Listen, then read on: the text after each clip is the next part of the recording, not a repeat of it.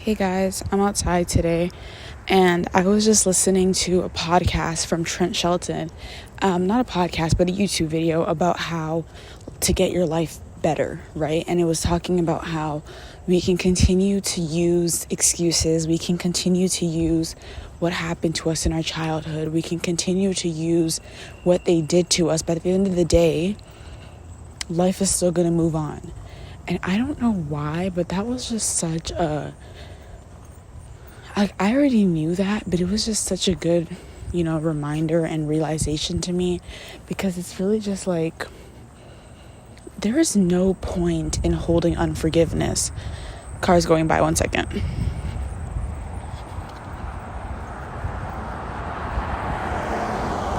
There is no point in holding unforgiveness. There is no point in holding, There's no point in holding unforgiveness. There's no point in holding bitterness. There's no point, in holding excuses. And so what Trent said was, he said, I'm not invalidating anything. I'm sorry, there are so many cars. Like, what is going on? What is going on? Okay, he said, I'm not invalidating anything that happened in your childhood. I'm not invalidating anything that happened in your past. All of those were really valid, and you have the right to feel a certain way. But are you going to allow that to control you for the rest of your life? And that is so good, because it's like we really allow stuff like that to control us for our whole entire lives. And it's like, when are you going to give that up?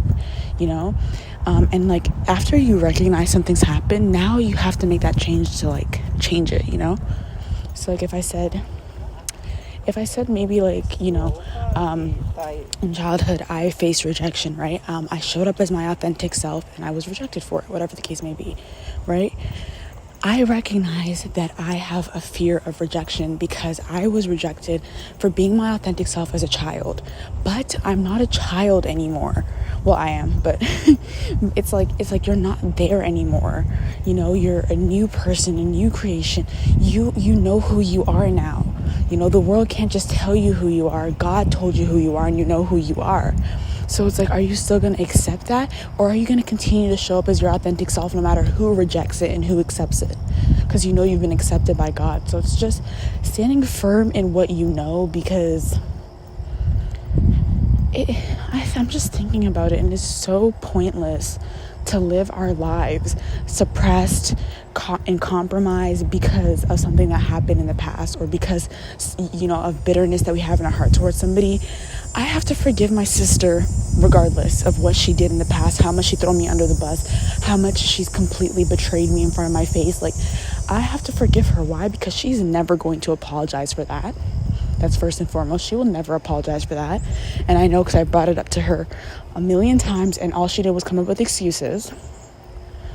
So I know she's never going to apologize for that. And I know that, even if I do get that apology, that hurt would still be there. So why not just forgive her? Silently forgive her, because forgiveness, I know we hear it all the time, but it really is for you. There's no burden, there's no chip on her shoulder. She's living her life. She does not think about this constantly, and I'm the one that has to live with it, so it's like, just forgive her for it and keep it pushing, keep moving, and that's what I'm just kind of learning to do. Like, it is what it is. It happened. You can forgive her and know that whatever lie they told, that is not you. Oh my gosh, guys, I'm seeing a beautiful monarch butterfly. Wow. Y'all, monarch butterflies, like, I have not been seeing them. Wow. She's so pretty. That's how I know God is with me. Wow. So yeah, that's just what I've been thinking about. Like, guys, we really need to move on with our lives. Like, we're really moving up there. We're really getting to a place where it's like, you're gonna have to start being responsible for yourself. Like, we're really moving up there, and we do not have time Okay, we do not have time to be thinking about all of these things, or to be using the same excuses, or to be trying to find a way to excuse the fact that we're being lazy in certain parts of our lives. And I'm not talking about burnout, but I'm talking about like being lazy as a Christian because of, oh, the church hurt me, so that's your excuse to be lazy.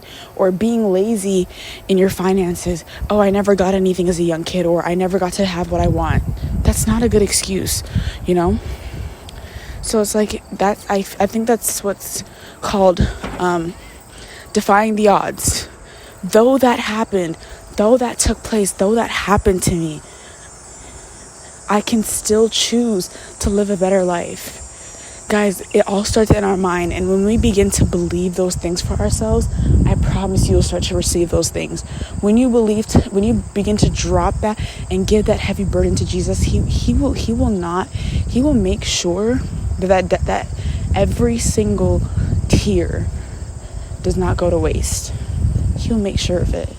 So let go of it.